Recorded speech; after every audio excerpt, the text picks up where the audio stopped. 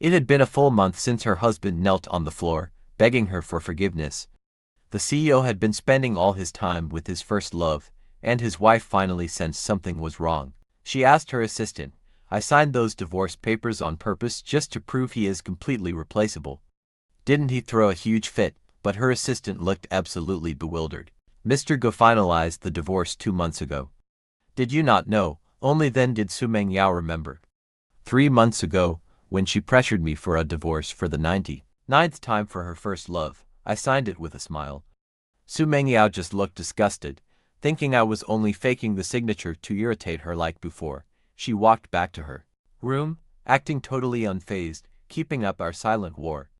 To make things worse, she wanted to make me suffer so badly that she moved into her first love's apartment, taking our daughter with her. But I did not care. Instead, I took our signed paperwork straight to the Civil Affairs Bureau. "Mr. Gu, this agreement is fully valid. Once processed, your marriage is legally over. It will be officially dissolved after a month." I sat at my desk, looking up legal advice online. Once I had my answers, I logged off and slowly limped over to open the door. A bundle of photos tumbled down from the door frame, the sharp corners scratching my cheek. I stared blankly at the family portrait. In the picture, my wife, Su Mengyao, was smiling with a gentle warmth I had never seen throughout our marriage. Yaya, the little girl I had raised for 5 years, was glowing with pure happiness. The hilarious part of this family photo, the man standing in the center is not me. It is Su Mengyao's first love, Song Yichen. Clearly, this was Yaya's cruel joke. Ever since he returned from abroad 6 months ago, I have felt completely invisible in this house. Today is my birthday and our 5th anniversary. Su Mengyao picked a senseless fight just to blow up at me, ordering me to stay home, to think about my behavior. Then she grabbed our daughter and left. Later, I saw Song Yichen's social media post. The three of them went to an amusement park, looking like a perfect little family. In the photo, my clean freak wife was kneeling on the dirty pavement, fixing Song Yichen's cuffs. It felt like a blade twisting in my chest, a physical pain so intense I could barely breathe. Realizing I had sacrificed absolutely everything for this family, only to clear the path for another man, left me entirely hollow. Overwhelmed with grief, I sat alone at the kitchen table, watching my birthday candles slowly burn down to nothing. The dark room closed in around me. Hours must have passed before the front door opened and the living room lights flickered on. Su Mengyao and our daughter walked inside. Seeing me there, a look of pure disgust flashed in her eyes. She carelessly tossed a small gift box at me, her face tight with annoyance. "Who told you to cook with lard? You know I only eat light meals. Do not do it again. Here is your birthday present." She stood there, chin raised, waiting for me to thank her. I looked down at the box and let out a quiet, bitter laugh. This gift was just a cheap promotional watch. The real luxury watch was the one Song Yichen was showing off online. A Patek Philippe. Seeing me sit there silently, Su Mengyao's expression soured. She snapped, "I bust my tail working to keep this roof over our heads. You do absolutely nothing around here anyway, yet you have the nerve to give me attitude. Marrying a loser like you was my biggest mistake. Sleep in the storage room tonight. Do not come begging me for forgiveness until you apologize." She slammed her way into the bedroom. Yaya giggled, dumped the birthday cake directly onto my head, and boasted, "I had the best day at the theme park with Uncle Song today. You are basically just a nanny who serves us. Hurry up and divorce my mom so you can leave." I stared at the daughter I had absolutely adored, the girl I used to worrying over if she even got a tiny scratch. Watching her express such effortless hatred made my blood run cold. It is true what they say, a wild wolf cub can never be tamed, but Yaya used to be so sweet. How could a 5-year-old child say such things on her own? Ever since Song Yichen returned 6 months ago, he had been feeding her cruel ideas to torment me. Yet, what completely shattered my soul was Su Mengyao's reaction. She knew exactly how hard I worked for this family, but she just stood by and let her say those awful things. Since I did not react, Yaya sneered. "Uncle Song said you are a total loser who cannot even fight back. You deserve this." She then skipped merrily to her bedroom. Silence returned to the living room. I did not utter a single word. There was no use hoping for any warmth from this cruel mother and daughter. I got up slowly and hobbled to the cramped storage room under the stairs. It was my only safe space left, since they refused to step foot in such a dusty place. I tossed Su Mengyao's cheap gift straight into the trash. Then, I opened a drawer and pulled out the paperwork. Last week, after we had a massive argument over Song Yichin, she threw a divorce agreement directly at my face. She was entirely convinced that I could never survive without her, prompting her constant, petty games to break my spirit. Even Yaya joined in.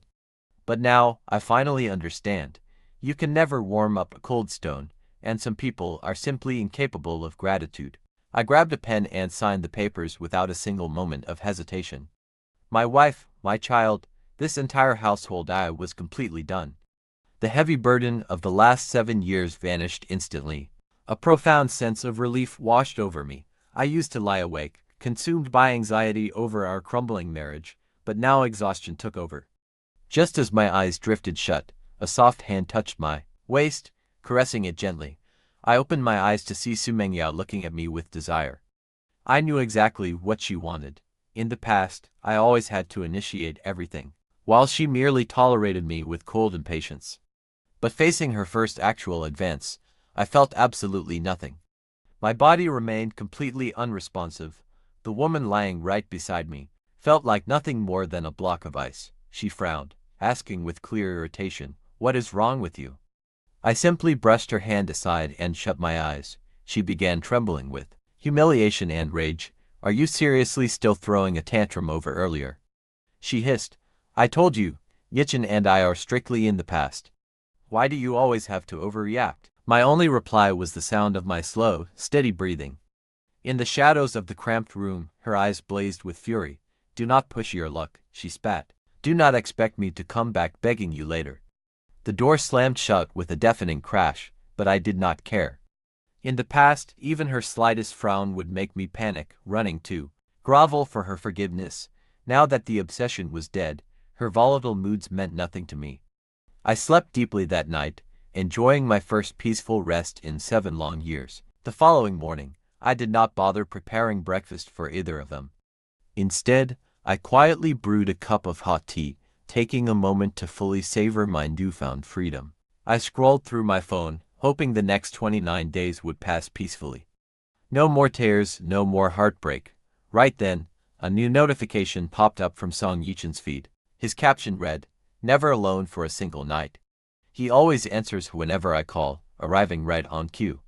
So incredibly grateful for this gift. The photo below showed a familiar, slender figure standing in a kitchen from behind, adorned with a digital heart sticker.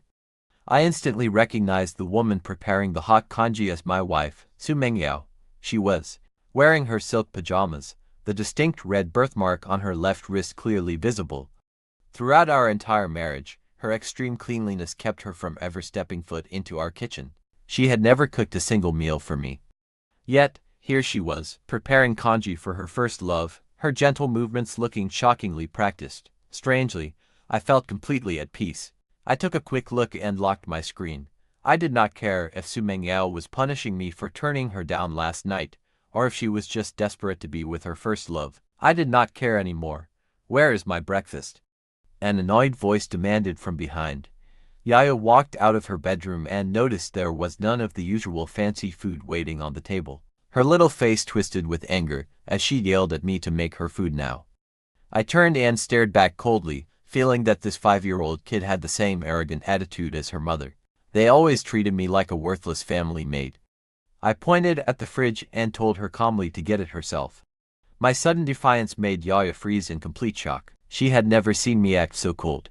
She stood there paralyzed, but quickly remembered our roles and snapped angrily, "You are my maid, and if you do not cook for me right now, I will tell my mom to punish you." I looked at her calmly. Little ingrates can never be tamed. The more I gave in, the more they pushed. Thankfully, I gave up on her long ago. "If you want to eat, go find your Uncle Song." My morning was already ruined, so I ignored her screaming and went straight to the bedroom to start packing up my things. I was throwing away everything I owned to clear space for Song Yichin. Su Mengyao barely gave me anything over the years. Yet I used to treasure even her cheapest little trinkets. I used to treat them like precious gems, but now they just make me sick. I packed a whole bag of those useless gifts and walked out of the villa, bumping straight into Su Mengyao.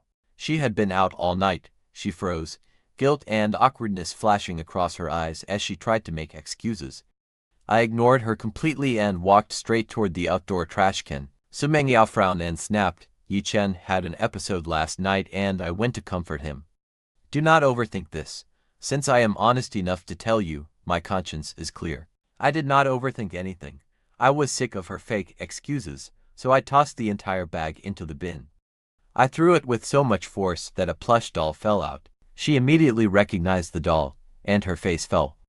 Looking at me in absolute disbelief, she demanded, "What is the meaning of this? Why are you throwing away my gifts?" For some reason, my silence triggered a strange sense of panic in her. I kept a straight face, smiled coldly, and said, "The stuff got moldy. It will start growing bacteria. Keeping it in the villa is bad for our health, so I got rid of it."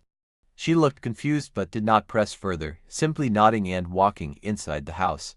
I waited outside until the garbage truck arrived and hauled all those memories away.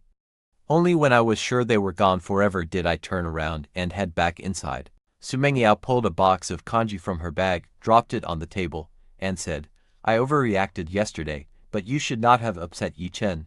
I made this kanji for you. Go apologize to him once you finish." She never does housework, so she expected me to be incredibly grateful. I just stared at the cold kanji and laughed at my own pathetic life. How worthless was I to let her trample my dignity like this? This was just the leftover food Song Yi Chen did not finish, brought to me like a reward for a dog. I looked at it calmly, showing no reaction. Su Mengyao lost her patience and snapped, "What is your problem? I already gave you an easy way out. Do not be so ungrateful. I am exhausted from working all day, and you are just causing drama at home. Can you grow up?" I looked at her and said calmly, "I am highly allergic to seafood." She froze as she finally remembered. A flash of embarrassment crossed her face, but seeing my cold expression, she instantly grew furious. "It is just a minor allergy," she yelled. "It is not going to kill you. Stop being so dramatic." Seeing me defy her instead of backing down, she flew into a wild rage and grabbed the box of kanji. She tried to force it down my throat. I did not expect her to be so insane. I swallowed a massive gulp before dodging, and instantly began vomiting onto the floor. My seafood allergy is level 5. Even a tiny trace causes severe shock. I was gasping for air, collapsing onto the floor in agony as blisters swelled up in my throat. Rashes flared across my skin. Su Mengyao sneered down at me, "Stop playing the victim. You play these pathetic mind games every single day. Do you think you are handsome like Yi Chen? You are just a useless, broken cripple.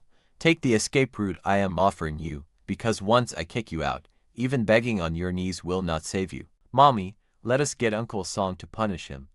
Yaya ran over, kicked my side, and laughed gleefully. Su Mengyao warned, "Stay here and think about what you did wrong. Do not blame me for being cruel next time." She walked out with her daughter without even looking back. The villa went dead silent, and my throat closed up completely. I used to the absolute last of my strength to dial emergency services. I held on for 10 agonizing minutes before blacking out. I woke up to the sharp smell of disinfectant. I knew I had survived, but realizing Su Mengyao had heartlessly left me on the floor to die, even though I already gave up on them, still cut me to the core. The pain made it hard to breathe. Fortunately, there were only 28 days left until I would be completely free to escape this toxic relationship and start my new life. I dreamed of a happy life by the sea, far away from them. I stayed in the hospital for 3 days, and Su Mengyao never called. I was not upset at all. Instead, I cherished the silence. No serving that heartless pair, and no watching their disgusting, fake happy family of 3.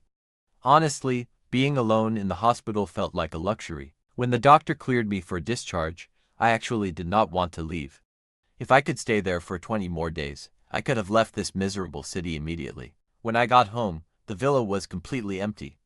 The spilled milk on the floor was moldy, the air reeked, and my dried blood stains on the floor had turned black. It was a horrifying sight. It hit me that Su Mengyao had taken our daughter to live with her first love. No wonder she ignored me. She was deliberately giving me the silent treatment. Whenever I do not obey her, she vanishes for days, waiting for me to kneel and beg for forgiveness. My mind flashed back to her forcing that seafood congee down my throat. Her vicious expression is still burned into my memory. I wondered how someone could be so utterly repulsive. Just then, Song Yi-chen posted another update on his social media page. He shared a photo of the three of them walking along the beach, holding hands. In the past, this would have destroyed me, but now, I felt absolutely nothing at all. Honestly, those three deserve each other. They should stay together forever once I finalize my divorce. I locked my screen, but then a shocking voice message arrived from my daughter. Yaya, since you came to the beach with me, will your dad get angry? It was Song Yi-chen's voice, sounding incredibly smug. Then, my young daughter's voice played next. He is just an ugly babysitter with no right to control me. All my classmates have tall, handsome dads, but my dad is a pathetic cripple. I am so embarrassed of him. She spoke with absolute hatred. Song Yi-chen asked her, so do you like me more, or your dad? Yaya replied excitedly, of course I like you more, Uncle Song. I hope dad gets a divorce soon and leaves our house so you can be with mom. She really likes you, and I do too. Uncle Song, can you please be my new dad? Song Yukin put on a show of hesitation, saying it wasn't right and that my heart would break if I heard. But Yaya just sneered, saying I deserved to die. She wished I had been crushed to death when I broke my leg saving her. Even though I was already disappointed in my daughter, those vicious words made me shiver. How could an innocent child sound so incredibly cold and heartless? Then, Song Yukin sent another voice message, boasting that Meng Yao and my daughter only cared about him. He told me to get lost, asking how I still had the nerve to stay. But my heart was already numb, so his petty provocations didn't faze me. I didn't lose my mind or want to die like he hoped. Instead, I calmly packed up the gift I bought for Yaya and threw it in the trash. My wife, who almost cost me my life, didn't care if I lived. She was off vacationing in Sanya with her first love, while the daughter I raised for 5 years wanted me dead. I stared at my crippled left leg and laughed bitterly. This was my punishment for being a devoted fool. I checked the calendar, just 20 more days until my freedom. I deserved to treat myself during these last 20 days. I explored the city's sights, took a boat down the massive Liujiang River, and visited the ancient Liu Temple. I even climbed Yunding Mountain to watch the sunrise. Feeling the breeze on the river ferry and admiring the scenery, a sudden realization washed over me. My past life wasn't living. I was a slave who couldn't even control my own time or choices. Returning from Yunding Mountain, I decided to treat myself to a luxury dinner. I chose the finest lakeside restaurant. Throughout our marriage, Su Mengyao hid me away, ashamed of my limp. She never once took me out in public. But while rebuilding her career, I quietly saved my own money and kept my 5% company stake. I sat by the window, enjoying the stunning lake view. Savoring the amazing food, I realized this was what true freedom felt like. Sadly, that peace shattered the moment I saw 3 familiar figures walk through the door. The warmth vanished. Su Mengyao and her companions drew everyone's attention instantly. They looked like a picture-perfect family, a handsome man and a beautiful woman. A sweet little girl walked between them. They seemed like regulars here, greeting several acquaintances before sitting down together at a prime table. A friend teased her, saying, President Su, your husband is gorgeous. Are you hiding him so nobody steals him? Su Mengyao blushed slightly at the joke. She stole a glance at Song Yukin without correcting them. He jumped right into the conversation, his charming words and good looks easily winning everyone over. To make matters worse, Yaya kept happily calling him dad, solidifying their image as a perfect little family of 3 to everyone in the room. Su Mengyao was too distracted by the flattery to notice me sitting nearby. I watched them calmly, surprised to find I felt absolutely nothing inside. Gently swirling my wine, I realized they must have just returned from Sanya. I considered leaving, but didn't want to make it look like a dramatic exit. I didn't want to play the bitter, rejected husband, so I just sat there, looking outside. Once Song Yukin finished mingling, his eyes suddenly locked onto me. His gaze sharpened. He leaned close to Su Mengyao, whispering, Thanks for everything lately. I'm lost without you. She quickly brushed it off, telling him not to worry. We don't need to be so formal, okay, she replied. Song Yukin leaned in even closer, their faces nearly touching as he played up the romance. Her heart raced as she looked down at her glass. Their friends erupted in cheers and started chanting for them to kiss right there. Yaya clapped, yelling, "Kiss him, mommy." Su Mengyao gave him a playful, mock-annoyed glare. Her hesitation only seemed to fuel his excitement. Knowing I was watching close by made it even more thrilling for him. He pulled her in and kissed her passionately, her eyes widened in surprise. She resisted at first, weakly pushing him back, but soon melted into his warm embrace. The entire restaurant erupted into loud cheers. People applauded their public display of affection. Only I sat in silence, watching the show with a cold, dead heart.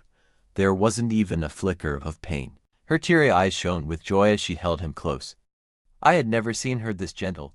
It turns out she wasn't always cold and distant. She was just selective, an arrogant queen to me, but soft and loving to Song Yukin.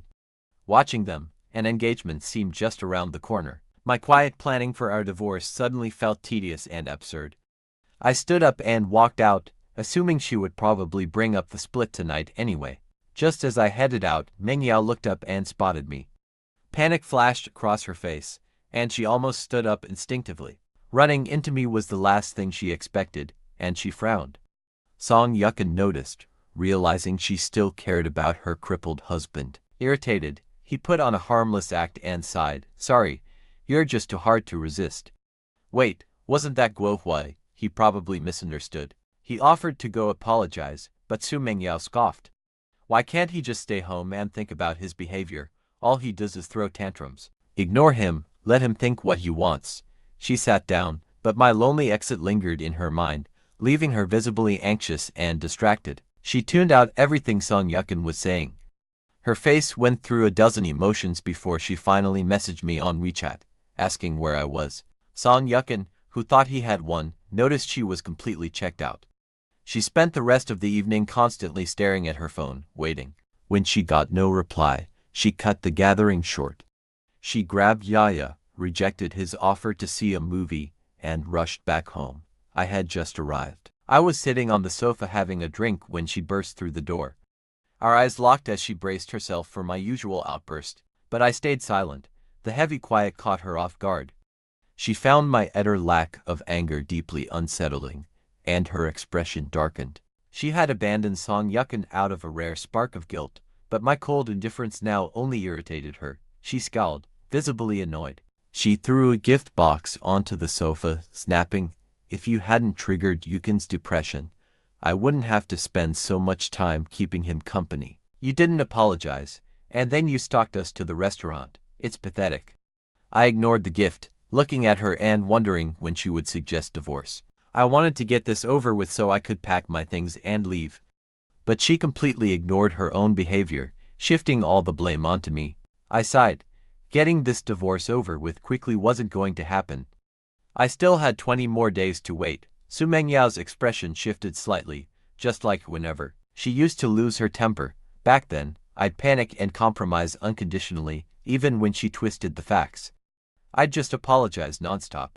I was standing right in front of her, but I felt miles away. She couldn't read me anymore.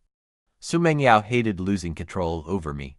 She snapped in irritation, telling me she had warned me so many times that she and Yichen were just friends, asking why I couldn't let it go and focus on self-improvement.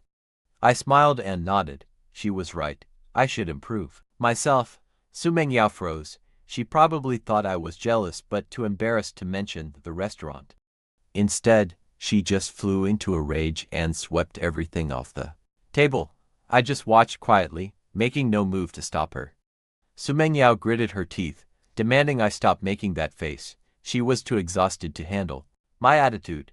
She told me to think about who provided this comfortable life, claiming she would have kicked me out long ago if not for our daughter. Useless loser like me would just starve on the streets.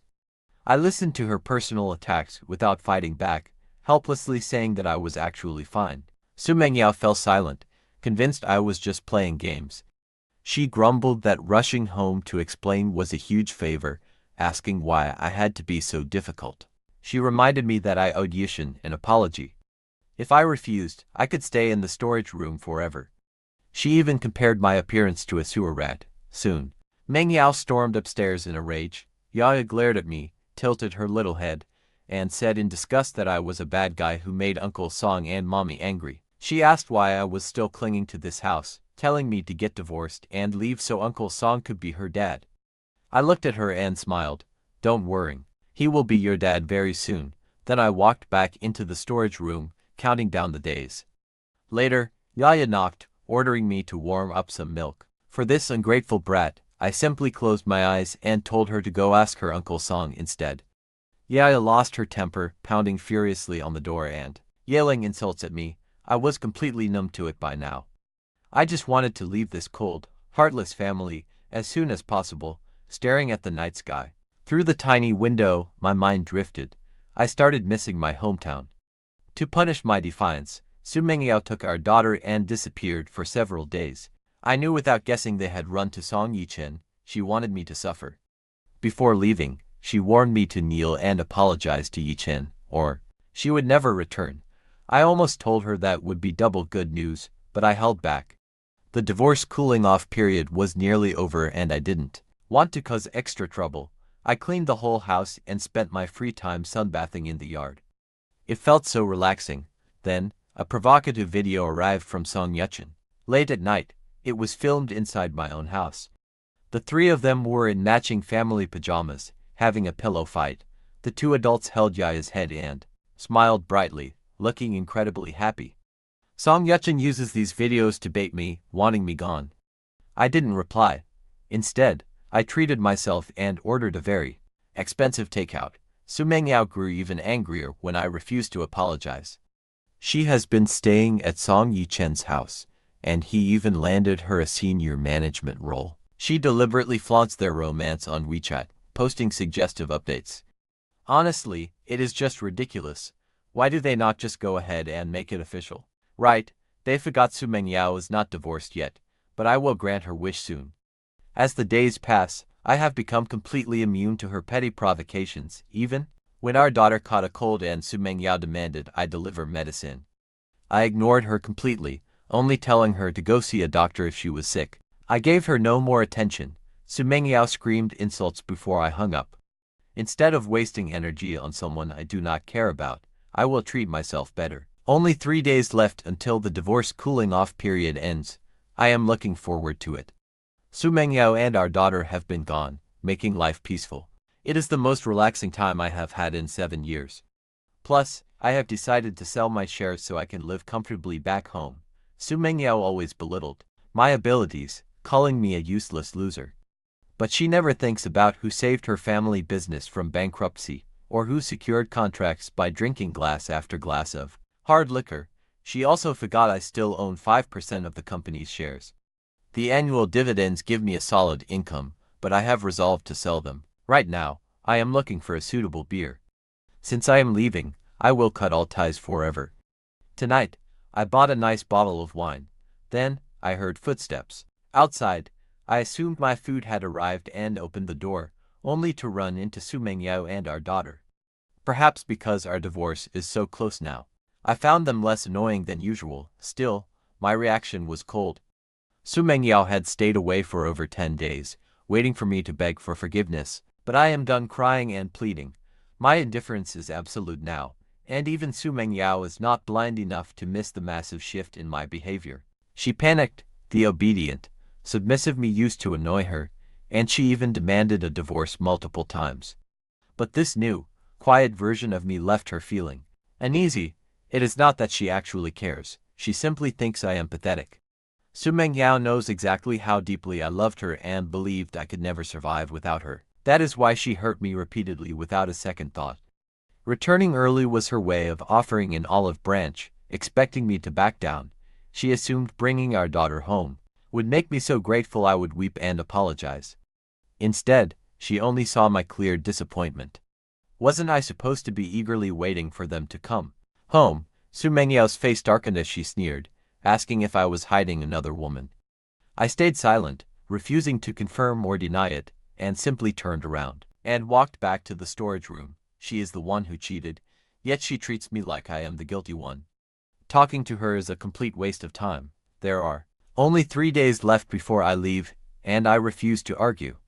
Su Mengyao watched my back, her expression shifting wildly as she felt her control over me slipping away. She had never felt this way since we married. A wave of unfamiliar panic washed over her. Seeing me limp must have reminded her of when her family went bankrupt. Back then, everyone abandoned her, including Song Yukin. I was the sole person who stayed, but I stopped caring about her opinions a long time ago. I stayed in the storage room until evening, assuming they would have gone to find Song Yukin. When I walked out, I was stunned to find dinner ready on the table. I froze. Su Mingyao was busy in the kitchen and called out that there was one more soup nearly ready. I just stood there, completely overwhelmed with complex emotions. For years, I dreamed of a scene like this, a warm, loving home. Too bad it was just too late. I sat there, staring blankly at the spread before me, without even picking up my chopsticks. Su Mingyao actually acted out of character, asking me gently what was wrong. I replied calmly that I was allergic to seafood. But the entire table was covered in Song Yichen's favorite seafood feast. She remembered everything he liked, but always ignored me. Su Mengyao's face fell instantly. She wanted to blow up, but somehow managed to hold it back. Ever since I stopped making a fuss, she felt like she could never read me anymore, like quicksand slipping through her fingers. Maybe she felt guilty for treating me so harshly lately, or had some lingering sympathy from the hard times we shared. Whatever it was, she refrained from throwing the food at my face this time. I sighed quietly, amazed that she actually kept her temper in check. It was surprising and honestly felt a bit bizarre. For the first time ever, she placed food onto my plate, saying I had been wronged lately. I barely even recognized her.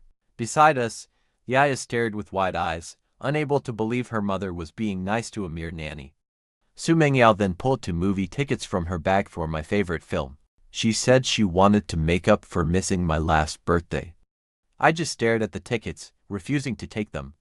Was this some sudden, late-stage affection? I highly doubted it. I probably had not played my part well enough, making her suspect something was wrong. It was just her usual game, a slap followed by a sweet treat, just as she went to speak. Footsteps echoed outside. Song Yichen walked in uninvited, holding a bag of toys. Yaya cheered, jumping right onto his back, and happily called him dad twice. Su Mengyao's expression shifted instantly. She told Yaya not to call him that. Yaya just tilted her head and huffed, saying she wanted Uncle Song as her dad, not the cripple non. Su Mengyao looked furious, her face turning ugly, as she dragged her daughter into the bedroom. Song Yichen glanced at me, his eyes landing on those movie tickets, and anger flared in his chest. He sneered, asking if I thought I had one, and boasting he would show me who she really cared about. I looked at him calmly, easily sensing his intense jealousy. I shook my head, telling him there was no need to fight, because I simply did not care anymore. He scoffed, asking why I was still clinging to her if that was true. He claimed I just did not want to lose my wealthy lifestyle, then bragged about tricking her into bringing home seafood congee to force-feed me last time, asking how it felt. I froze, staring at him as a deep sadness washed over me. Even Song Yichen remembered my allergy, yet Su Mengyao had been stupidly used as his pawn without even realizing it. How little she actually cared about me.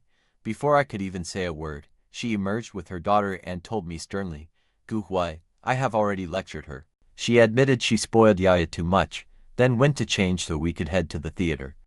Song Yichen quickly cut in, claiming he had come to invite her out instead. She froze, looking awkward. Sensing something was off with me, she wanted to repair our relationship, knowing that if she sided with him again, I might leave for good. Even though she was certain I could never bear to leave her, she hesitated for a moment, shook her head, and said, "Next time, I promise Guo Huai first." She then went upstairs to change. Song Yichen's expression twisted as he clenched his fists. She used to listen to his every word, but this time, she had refused him. Sensing a crisis, he glared at me fiercely, demanding to know what trick I used. I did not bother arguing over her, it was not worth wasting energy on him. But my silence only provoked him further. His expression turned wild as he pulled a container of seafood congee out of the toy bag. Before I could even react, he lunged at me, forcing the congee down my throat. I collapsed, retching, but the level 5 allergy hit almost instantly. Blisters began swelling inside my throat right away. Red hives flared across my entire body, far worse than before. Gasping for air, I shivered on the floor. Song Yichin just grinned at me with pure malice. He sneered that he would show me who she truly loved. Then, he threw himself onto the floor, faking a painful fall just as she started coming downstairs. He rolled around, screaming in agony. Her expression shattered as she saw us both on the floor, me, covered in severe hives and desperately struggling to take a breath, and her first love, clutching his head and sobbing. Torn, she hesitated.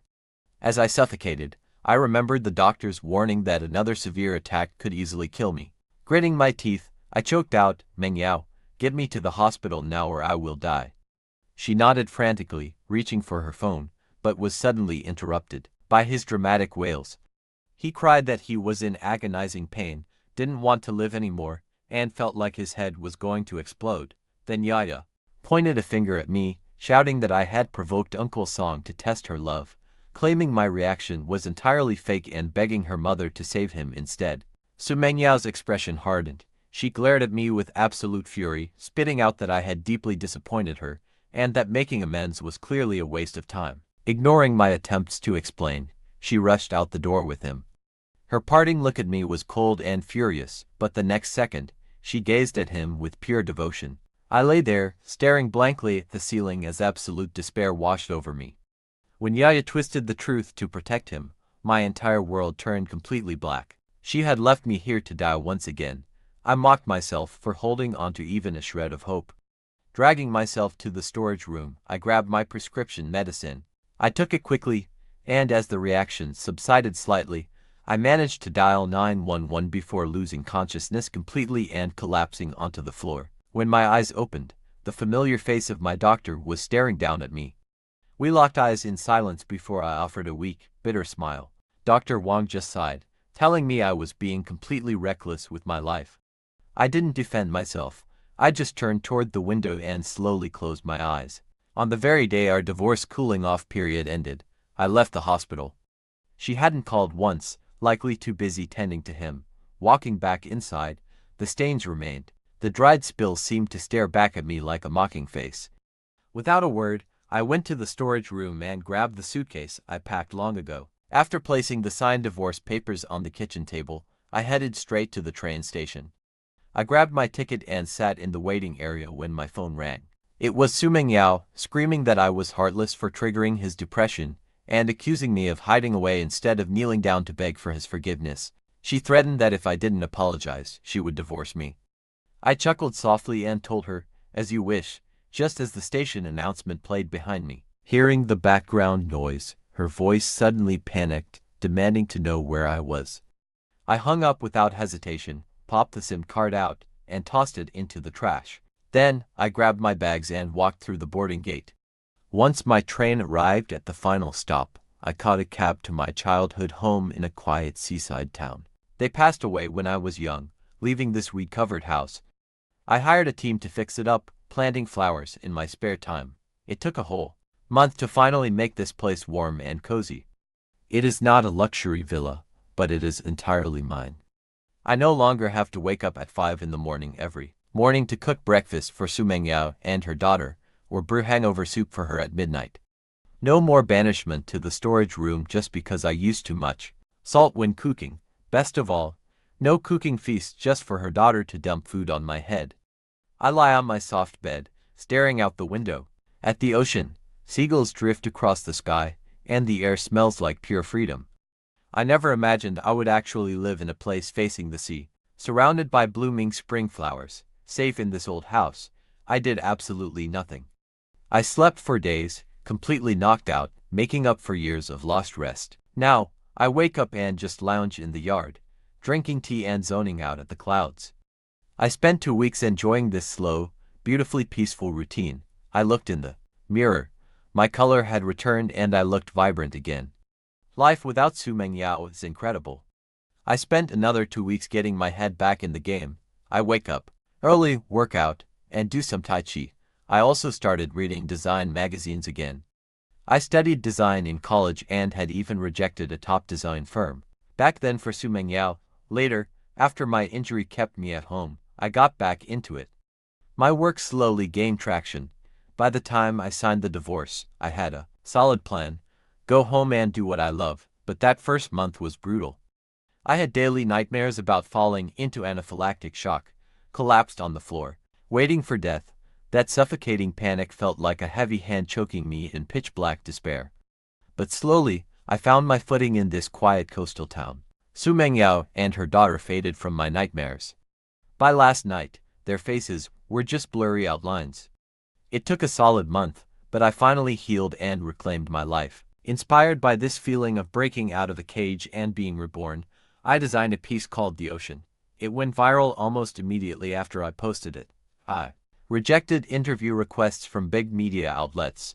I just wanted to create in peace. But as the hype grew, staying low-key became impossible. My follower count exploded into the hundreds of thousands on social media. Design work brought in a steady income, and paired with my savings, it was more than enough to support a comfortable life.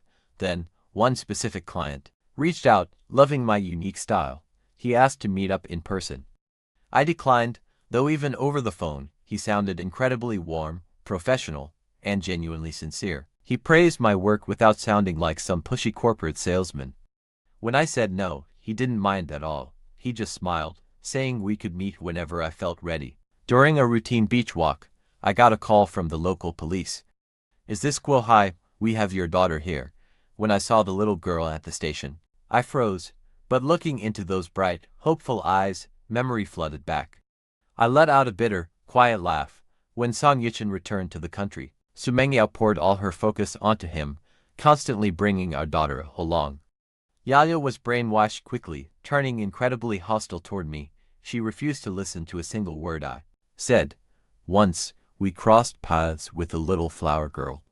Yaya snatched her flowers. When I scolded her, she threw a tantrum and ran directly into traffic. I lunged to shield her. Yaya got away with a tiny scratch, but my leg was crushed and paralyzed. While I lay in the hospital, Su Mengyao went on a trip with her first love, leaving me abandoned in a cold room. Yaya even screamed at me, asking why I didn't just die so she could get a new father. The only visitors were that flower girl and her mother. Talking with them, I learned about their heartbreaking struggle. The mother was a single parent battling late-stage cancer, desperate to survive. They spent everything on medical bills and sold flowers outside the clinic to get by. The sweet little girl, Anan, had never met her father her entire life. Seeing me risk everything for my daughter touched her deeply. She asked if all fathers loved their children like that. Noting the mother's silent, pleading look, I nodded. Anan smiled, whispering that her mom said her dad was in heaven. She believed he was just busy, not that he didn't care. From then on, the sweet girl visited my bedside regularly. At my lowest point, her innocent kindness kept me going, and we formed a tight bond. Every single time I looked at her, seeing those hopeful, determined eyes, my heart broke for her. She was so polite and sweet, unlike Yaya. It shattered me. Once I was finally discharged, I tried searching for Anan to offer help, but received tragic news. Her mother had passed away in their apartment, and Anan was gone. I was so caught up in the divorce drama back then that I couldn't trace her, and eventually gave up.